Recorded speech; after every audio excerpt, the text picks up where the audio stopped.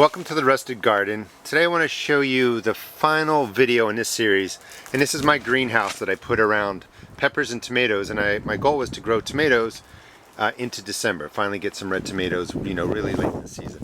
And I would say that the greenhouse has been a success. I've been using a heater in here at times. I was actually using a 1200 watt heater, and I just changed over to this one. This one's 750 watts. The problem is a 1200 watt heater, if it's running 10 hours a day, you have to do it every day, and that's what will happen soon when I come into the January time. It's going to cost me about $50 a month, and I'm not really sure that's worth the money to try and keep all these peppers alive. I thought I would actually cut in and show you what I made out of the vegetables I took out of the greenhouse today. I'll show you what I picked at the end of this video. These are Baggio peppers, Parker hot peppers, and they're actually broiled on a bed of rosemary. They're going to get peeled and blended down, and they'll actually be a sauce that I'm going to make for chicken today.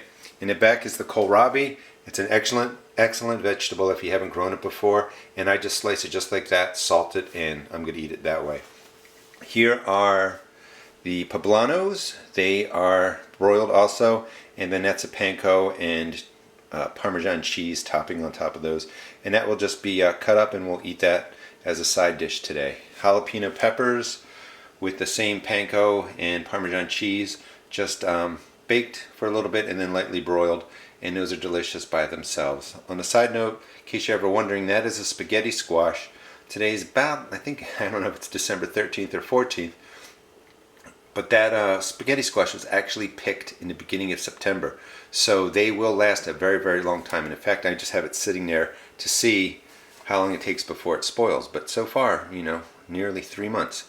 That is a salsa I made with the tomatoes, all the sweet peppers, the cilantro, the spinach, the lettuce in there. So the greenhouse has been a success. I just wanted to show you what I was able to make with it today, and here's the rest of the video.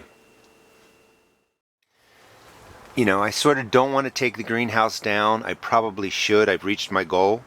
I'm going to show you the harvest in a second, but I did buy a 750 watt heater, and I also bought a thermostat that plugs in right in between here, and it's supposed to turn the heater on at 35 degrees and shut it off at 45 degrees. And if that works, I will keep this greenhouse up. If that's not effective, I am going to take it down.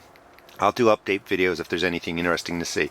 But you can really see, as I showed in the last video, the peppers did really well, and I just harvested just about everything that could come out of here today. And let me show you what that looks like. So as of December 15th, well, really a couple days short, I was able to pick out all of these peppers, all kinds of mixed peppers. There's a second round of tomatoes back in there, a bunch of cilantro, that's a kohlrabi, which is delicious, more peppers, some lettuce, some spinach. So the greenhouse was effective. I did pick out some vegetables earlier, but maybe for the cost of heating it wasn't quite worth it. However, you can see lots of tomatoes in there, and I'll make fried green tomatoes if these don't turn. The peppers look great. There's tons of peppers still on the plants, but I know that come January it's going to get really, really cold out. Unless I figure out an alternative that costs me maybe $25 a month for heating, that I'm just going to take down the greenhouse. So I hope you enjoyed the series and learned a little bit about keeping your raised bed plants growing healthy and producing through mid-December here in Maryland Zone 7. It's really, really effective. The best advice I have for you, as I said in the other video, is to really seal the bottom. Don't let any wind blow in, and the greenhouse will do what it needs to do. If you can afford a 750 watt heater, that will add some heat at night just to keep the frost out. Not too expensive, but as we approach January, this is going to have to be running really all the time. Please check out my blog at www.therustedgarden.blogspot.com, and also check out my YouTube videos. Thanks.